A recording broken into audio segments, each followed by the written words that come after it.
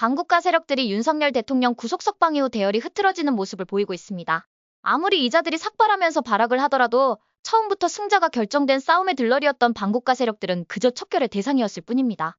그런데 아직도 자신들의 운명을 직감하지 못하는 이자들이 한편으론 안쓰럽기까지 합니다. 하지만 반국가 세력들은 조만간 소멸될 그래서 훗날 역사의 한기퉁이에 이런 평가를 받을 겁니다. 자신의 헛된 욕심 때문에 나라를 어지럽힌 도덕대의 무리라고 말입니다. 그런데 말입니다. 양들을 해치는 늑대보다 더 나쁜 게 뭔지 아십니까? 늑대의 탈을 쓴 양입니다.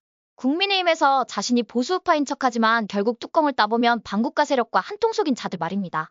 그 중에 하나가 권영세 아닐까요? 아마도 중국 공산당 전승절 당시에는 권영세가 주중대사는 아니었지만 그만둔 지 얼마 안 된 이자의 꼬드김에 박근혜 대통령께서 미국의 만류에도 불구하고 중국 공산당 전승절 행사 당시 푸틴의 옆자리에 서 계시던 건 아닐까요? 합리적인 의심이 듭니다. 그런 사건들이 박근혜 대통령 탄핵 당시 미국의 지원을 받지 못하고 반국가 세력들의 말도 안 되는 거짓 선동으로 쿠데타의 희생양이 되신 건 아닐까요? 이번 계엄 사태가 정리되면 박근혜 대통령 탄핵 사건도 반드시 철저한 조사를 통해 진실을 밝혀 범죄 혐의가 있는 자들은 내란죄로 다스려야 할 겁니다. 아무튼 이런 중국 공산당의 멍멍이라는 의심을 받는 자가 보수우파 정당의 비상대책위원장입니다. 권성동은 또 어떻습니까? 학창시절 이재명의 중앙대학교 선후배 사이 아니던가요? 들리는 말에 의하면 둘의 사이가 좋았다고 합니다. 그리고 이자가 박근혜 대통령 탄핵 당시 지금의 정청래 역할이었다는 거 기억하시나요? 그런 자가 아직도 저리도 멀쩡하게 부귀와 영화를 누리고 있습니다.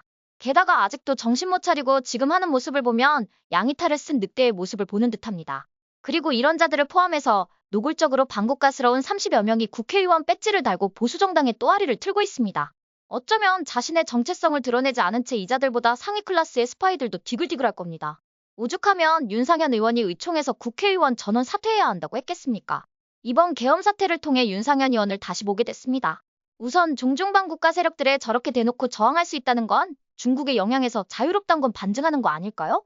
아무튼 이번 계몽령을 통해 쭉쟁이들은 전부 바람에 날리듯이 척결될 겁니다.